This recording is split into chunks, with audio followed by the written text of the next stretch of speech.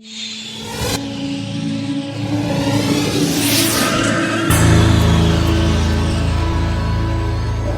a pleasure to be here and thank you all for coming. A big thank you to TEDxSona, to Safin Maitri, all the organizers. You've done a splendid job organizing it and I'm happy to be here. Can you all hear me? Is the mic working?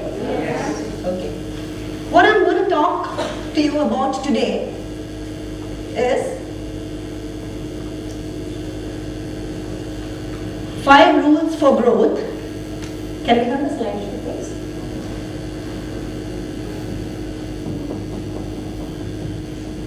5 rules for growth. In other words, the 5 most important lessons that my life has taught me. And since they are lessons from my life and hopefully you will be able to relate to it too, let me tell you a little about myself. I am an author. I have written 3 books. I am working on my 4th book. Fortunately for me, my books are on the bestseller list. And I've got very good press reviews too. I'm also an artist. I specialize in pencil portraits. This is some of my work. That's the photograph and that's the original. That's my friend's dad and that's a good friend. Everyone knows who this is. I sat up till 2 a.m. in the night, one night painting this, listening to Riders on the Storm. This is another of my portraits. I also do surreal art. These are some of my landscapes. I'm also a poet, a yoga buff. I'm an ex-basketball player. I'll tell you more about that later. I'm a blogger. I'm a nature lover. I'm also a Dobe-owner. I love Doberman. That's my doggie. And that's how she lies with me. Most people are terrified of Doberman. But for some reason, I just, absolutely love them. I'm also a mother. My 2 children are sitting here. So there's a lot I do. A lot of people ask me, oh, you must be very good at multitasking. How do you do so many things? Because in addition to all of this, I forgot to tell you, I'm also a card maker. I make cards. These are some of my creations. I make personalized cards. These are all handmade by me. I use a technique called quilling. It's an 18th century technique which the nuns and monks of Italy used to use. And I'm kind of, it's a kind of stress buster for me. I make these in between writing my books. I just absolutely love making cards. So as you can see, I do a lot. So a lot of people ask me, you must be very good at multitasking. How do you do all of this? But honestly, I'm not a good multitasker. If I'm talking on the phone, I can't cook. If I'm cooking, I can't talk on the phone. And if I'm talking on the phone when I'm cooking, either the conversation will burn or the curry will burn. And after 17 years of marriage, I prefer the former. So anyway, the experiences which I am going to share with you today, I wish somebody had sat me down. It's all by trial and error. I have failed, I have been in depression, I have felt miserable. I have finally come out of it. I have found my calling in my writing and in my art. Now, if somebody had sat me down and told me that this is how you have to do it, it would have been a smooth sailing. But it wasn't that way. I had to learn it the hard way. So what I have done is I have condensed the lessons of my life into 5 points and I'm going to share them with you one by one today. The first rule, what I believe is 5 rules. These are the 5 rules which help me in my journey. The first rule which I believe one should do is grab every opportunity. Say a yes as long as it takes you towards your goal. I learned this the hard way. When I was a child, my father had a transferable job. We moved every 3 years. That is correct. Every 3 years I would be in a new school. So every place that I went to, the children were not very kind. I had to kind of fight to be welcomed. It's not like the Enid Blyton books where the new girl is welcomed. Every place I went to, my accent was different, my clothes were different, the way I spoke was different. So I learned early that the best way to get over this inhibition is to say yes to everything. So if there was anything in the school, if there was a debate, I would be there. If there was an art competition, I would be there. If there was short story writing, I would be there. Dumb charades, yes. 20 questions, yes. Basketball, yes. Athletics, yes. No, it was a yes, yes, yes all the way. And I do believe that has helped me later in life too. I do believe a lot of us, we don't grab the opportunities that come our way. We see it going and then it just goes off. But for me, I had no choice. I had to get on the bus or be left behind. So this is one very important lesson which I feel has stood me in good stead. And I feel as individuals, if I had to say anything to you all, I would say just grab every opportunity. No, I don't mean to say that just scatter yourself, but as long as it kind of vaguely takes you towards where you want to be, grab it. It may not exactly get you there, but if it gets you up to this point, that's fine. That's that much the work done. So I do believe it is really very important to grab every opportunity. Now the second thing, which I learned a huge lesson, it was a huge learning experience for me, was do not be afraid of failure. Try very hard, even if the goal seems impossible. Let me share what happened with me. This was in 1983. I was studying in a small government school in Mangalore. The school had absolutely no facilities whatsoever. And then my father got a transfer from Mangalore to Chennai. I moved from Kendriya Vidyalaya. You must have heard of KV's, Central School. I moved from KV Panambur to KV IIT Chennai, which was in the IIT campus. And at that time, that school had one of the finest sports hostels in the country. It was the first time in my life I was seeing a basketball court. I stood there, fascinated. I stared at all these girls who were zooming across the court. They were shooting layups, they were shooting basket. I stood there and I must have stared for like about 10 minutes. I was totally fascinated. The game had me hooked. I said, this is what I want to do. But obviously I have never played before, I have never seen even a court before, let alone playing. And as luck would have it, in 10 days' time, there was a basketball trial for the senior girls basketball team. I said, I'm going for this trial.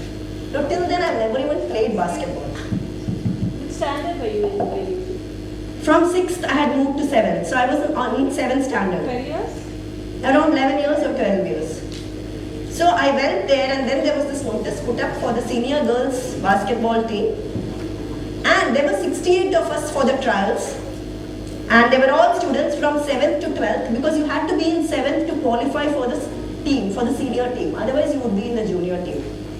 So I went for the trials. There were 68 of us and there were just 3 of us who dared to take part from 7th standard because all the other girls were, much taller, much bigger than me. There was a panel for selection. It comprised of 2 sports coaches, 1 sports teacher, and 1 captain of this girls basketball team who was in the 12th. So you can imagine how intimidating it must have been. I gave it all I had, I just put my heart into it and I played. I finished at the bottom. That is correct. Out of 68, I was the last. After the trial, the coach called me aside and he shouted at me. He said, how can you even play? You don't even know how to play the game. How can you even think of taking part? I told him I love the game. I told him frankly that, I said, I have never seen a basketball, sir. My previous school didn't have a basketball court, but I love the game so much I want to play. He was shocked. So he said, you must be really liking the game. Good luck to you, and he walked away. He said, practice hard. Now, I did not feel bad that he shouted at me. I was just happy that I got noticed. Every single day after that, I played. I played in the scorching Chennai heat. You guys know how Chennai is since you're in Salem. 38 degree, 40 degree. I would play every single day. My school got over at 3:25. I would play till 5:30. 5:30 I would take the bus home because my mom had put a deadline of 6 o'clock to reach the home. Otherwise I would probably play till 7 too. I would play in the afternoon. 12:15 was my lunch break. I would quickly finish my tiffin at 12:25, run to the basketball court and I would play and I would play. My game improved in leaps and bounds. And I, who had finished last among the 68 girls, by the middle of that academic year, I was the youngest member of the senior girls basketball team of KVIT Chennai. That's the picture there. I went on to play for, in KV we have something called the nationals. By the end of that year, I had played for regionals, I had played for nationals, I went on to play for 3 more nationals, and I also got selected to play for School Games Federation of India among 800 schools in the whole country. There were just 12 students selected from 800 schools, so it was a fairly big deal. So I was a part of the SDFI team. So I learned early in life that even if the goal seems impossible, do not give up. Do not think that I can't do it, because you never know what you can do till you try. The journey of 1,000 steps, 1,000 miles begins with a single step. I learned that the hard way. So I would urge all of you to try, even if the goal seems impossible. This is a big lesson I learned early in life. Now the third lesson which I learned: when life throws you curveballs, turn with the road. Your life is not always going to be straight. Life is going to kick you hard. It's going to surprise you with things which you never expected. I learned this very hard way. But before I tell you, let me just tell you a little bit about my dad. My dad was, what I am today is only because of my dad. I had an amazing relationship with my dad. I would talk to him every day. My dad filled my house with books. I learned my love for books, my love for art, everything comes from my dad.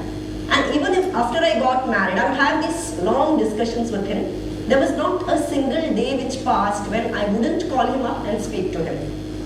In 2006, I was based in Pune at that time. My children were 8 and 5. And he was supposed to visit me a week later. He and my mom, their air tickets were booked. And every day I would wait at the window. And I would say, Dad, there are 5 days left. There are 6 days left for you to come. On 7th of September 2006, I got a phone call that he had passed away. It was in the middle of a conversation with my mom. It's very hard for me to talk about it because I went into severe depression after that. It was a complete shock. I was then not at all the person that you see today. I hardly smiled. I could hardly speak to people. I couldn't face people. I was in a zombie-like state. I would weep from morning to night. I would somehow attend to my children. They were 8 and 5. I would somehow attend to them. And I was totally shattered. I was finished. I was shocked that a person who meant so much to me, a person who was the pillar of my strength, was no more. I found it really hard to accept. And for the first time in my life, I realized what friends are. Because till then, I was jovial, I was funny, I was happy, I had a lot of friends. But the moment my dad passed away, and the moment I went into depression, I suddenly found I was all alone. I didn't have anyone to talk to. My husband, of course, was very supportive. My kids were very supportive. But how long can I keep crying in front of them? Every morning I would wake up, I would felt like someone has slapped me hard. And I would go back to sleep. I had no wish to speak to people. I had no desire. Out of sheer desperation, I started a blog. At that time, I started it anonymously because I didn't know what I was getting into. So I started a blog. I started posting my experiences. I was posting mainly to console myself. But surprisingly, whatever I was posting started finding a huge readership. The words which I was writing primarily to comfort myself I found that it had crossed geographical boundaries. I had suddenly readers from Japan, from Australia, from Netherlands, from Mexico, from America, from Africa. I made a lot of online friends. One of my posts got picked up by a radio show host in the US. It got the Perfect Post Award. And suddenly the readership of my blog grew like an inverted pyramid. Around that time, I also started writing for a local newspaper. I wrote for Times of India, I wrote for Reader's Digest. I painted like anything. The paintings which you saw at the beginning of the slideshow, some of them were painted during that time. It was a very hard time for me. And I discovered that the best way that I could beat this was to take on more work. So I worked like a maniac. My poetry was published in a couple of books. And a lot of people started writing to me. By then I was well known in the blogging world. A lot of people started writing to me. They said, why don't you put all of this in a book? And the result, in 2008, my first book came out. It was called 34 Bubblegums and Candies. And that was very well received. That went on to the bestseller list. In 2011, I worked on my second book. Life is What You Make It came out, and that continues to top the bestseller list even today. And this year, Random House published my third book, Tea for Two and a Piece of Cake. So for me, from my grief, from the curveball which life threw me, I'm glad today that I could make something out of it. And I truly believe that when life throws you curveballs, if one turns with the road, one doesn't break, one emerges that much stronger. That is the third lesson which I got from life. Going on to the fourth lesson, question asks you, are you a cribber, a moaner, or a doer? I do believe that in life, if you are a cribber or a moaner, you won't get anywhere. You have to be a doer. I want you all to close your eyes for 30 seconds. Go on. Close your eyes. Just think about what you badly want to achieve in life. You don't have to tell me. Okay, open your eyes. If you've thought of it, just ask yourself, how hard are you prepared to work to achieve it? Are you prepared to risk failure? Are you prepared to risk being laughed at? Are you prepared, like if it goes, it doesn't matter. If I fall flat on my face, if 10 people laugh at me, it doesn't matter. I'm still going to get up and I'm going to try out. If you are, only then you're going to succeed. Let me tell you what happened. I was walking my dog the other, it was a year back that I was walking my dog and I met this lady from my residential complex. She was walking her dog too. We talked for a long time and she was very impressed that I was a published author. She was doing a writing course from some university in the US and she badly wants to get published. She's written a couple of stories. So I was very supportive. I told her everything that I know about the writing world. I told her this magazine is accepting submissions, this competition is going on, this story is going on. I shared my email address with her. I told her, please send me your work, I'll forward it to these magazines. I'll ensure that they are looked at. I'm pretty sure you will be published. I encouraged her, I gave her all the tips that I could. She never bothered to send me any of her work. It's 1 year since this conversation took place. I see her every day. I greet her, we go on our way, I've never asked her why didn't you send me. She hasn't told me either. Later it made me think, why is it? It's probably because she's not a doer. Probably she's afraid. Probably she's scared. What will happen if people read my work? What will happen if I get rejected? So I do believe that if you are a doer, only then, you have to act on your goals. And I don't have time as an excuse. So if you don't have time, what you could probably do is get up 1 hour earlier. When when everybody else is sleeping, if you get up 1 hour earlier, you will be surprised at the amount of time that you will be able to make. My dad taught me early, at the end of it all, you can either be a cribber or a doer. If you are unhappy about something, change it. If you can't change it, then make the best of it and keep moving. And remember that there are many who are less fortunate than you. And I follow this to the T and I feel it has stood me in great stead. The last rule which I would say is, be nice and humble. Each of us has to pay a rent for occupying space on this planet. And that rent is kindness and niceness. I do believe this with all my heart. As an author, I have met some amazing writers, some very eminent writers, and one thing which is, an underlying quality in all of them is their niceness. They're really nice. You don't lose anything by, all of us have our problems, all of us have our crosses to carry. I know I was not well, I've taken a Combiflam, I've come here, I'm giving you this talk. It's all of us have, but that doesn't, you don't lose anything by smiling at people, by being pleasant to people. But if somebody cuts in front of you, okay, it's a few seconds that person has taken you. It's not worth being grouchy and spreading negativity.